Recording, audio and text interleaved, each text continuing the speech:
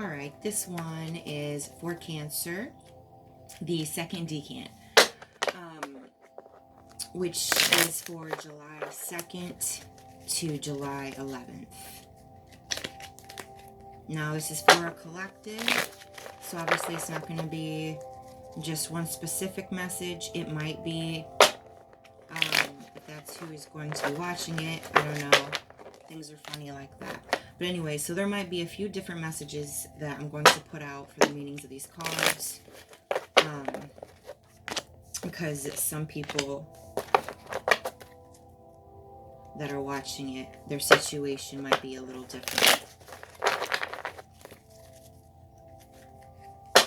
So if it doesn't resonate with you, then check out my readings next month. It just wasn't your time yet to receive the message that you needed. Don't make it work or resonate with you if it just doesn't resonate with you.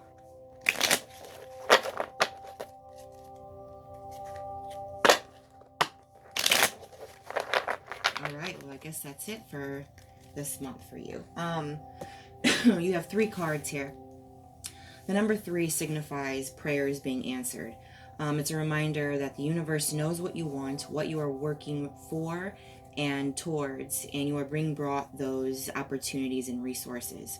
This is an invite to go forward fearlessly and knowing that the universe and your spiritual guidance squad has your back.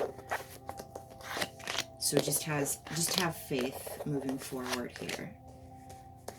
All right, so we have the 4 of Swords here, which it represents retreat, rest, solitude, renewal, recovery, reflection, contemplation.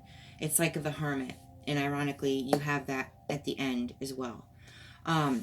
So this is a huge meaning for the collective to rest yourself, possibly meditate, take some time out, and kind of reflect on things that you've been going through. Perhaps you are working too hard, you need to rest. There is something that you need to take for some, there is a situation that you need to take yourself out of, to kind of renew yourself with different thoughts, more of a positive thinking perhaps. The more you take yourself away from negative energy, you will get your original energy back. I think maybe that's something a lot of you are working on, having a new energy right now. You also have the Hierophant card in reverse for your next one. In reverse, it means like rebellion, losing self-control, reacting impulsively. There could be like a closed-mindedness. For some, this could be like a divorce for some, or a breakup.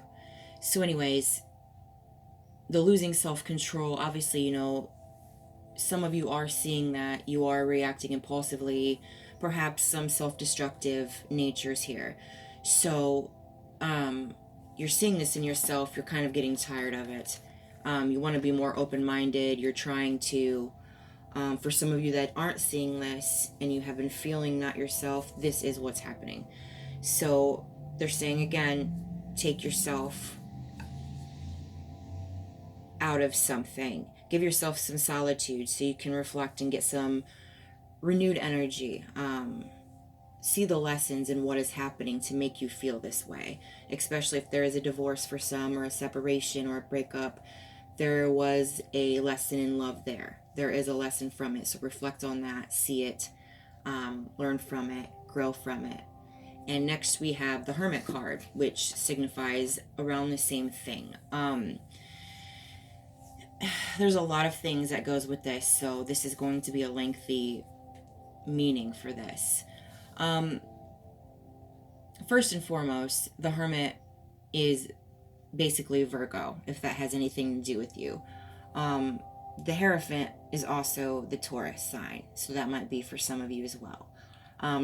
Both are earth energies, so I see it as some of you need to ground yourself with that solitude, okay? Ground yourself, come back down to earth a little bit. being a water sign, we do kind of trail up in our dreamland, and that's fine. You know, that's where magic happens. But we have to have the balance and come back to earth, you know.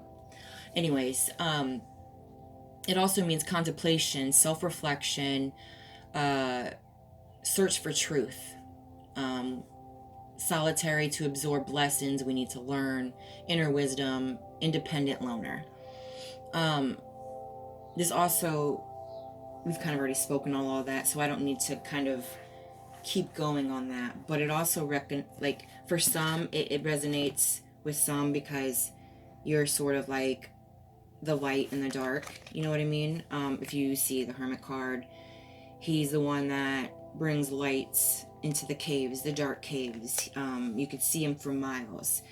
And with just one light, his own light, he can see things. He can see the truth that other people's they don't see, which could be another reason why a lot of you are choosing solitude, because when you see things other people don't see, it brings loneliness. And you'll reflect on it, and sometimes it can bring anxiety and depression when you feel alone in it. So try to reach out to others. Don't always depend on yourself. Once you get yourself to where you're reflecting on these lessons, you're seeing them, start coming back out. Don't stay in this energy. Easier said than done, but it is a suggested move for you. Also, the Hermit is very wise. You know, we've already kind of spoken on that, but for the select few of you, you are almost too wise. Almost like your gifts inside are kind of increasing. You're seeing truths before people speak them. Like you can almost seek out a lie instantly, with no evidence, you know. So there's not much you can say to that person lying because you have no evidence on it. You just know. And it's another thing that's kind of bringing you back into your shell, Cancer. Understandable, but it's something that you will grasp on. You're not crazy, all right? Some of you need to know that. You're not going crazy. When you're awakening and you're going through enlightenments and stuff, like I said, it becomes lonely and not a lot of people understand. There is a lot of people out there right now that is going through the same thing. There are people that actually do understand. You just feel that way because they're not as close to you. But without me pulling anything else, I can tell you that you will have more of a support group coming. I can tell you that intuitively. People will start gravitating towards you. Like I said, you are a light bringer. It's like moths to a flame, okay? Some of them will bring you negative energy. And just remember not to absorb that. Take that time out for you again to bring your energy back, like we discussed. That is why you are getting brought this negative energy, because I'm not saying that's what you attract. That's just what you're supposed to help. You're supposed to shine a light on them. It's a hard job. So you have to take those hermit times and kind of collect yourself and get it back together so you can go back out and shine the light on more people. I'll pull an oracle card for you and see what happens here. Okay. Distant dream. The distance calls your heart to roam free. As you dare dream it, so it must be. So we kind of already discussed this too. For your heart to roam free, you know, you're going through the solitude and stuff. There's a lot of things you're saying, you're feeling, perhaps in your dreams. And you're not sure if those are just dreams or if they're really messages. For a lot of you, those are messages. Make sure you Google the symbolisms in your dreams. Say you see a raccoon in your house, Google raccoon symbolism, and it's a message. It's simple shit like that. But yeah, let your heart still roam free. Don't cage that. Don't cage your heart, because like I said, your gift is to bring light to people, to give them the enlightenment that you're feeling yourself, so they don't feel alone like you do. Remember how that feels. You don't want other people to feel that way either, you know? Be more compassionate once you feel like you have your energy back to do so.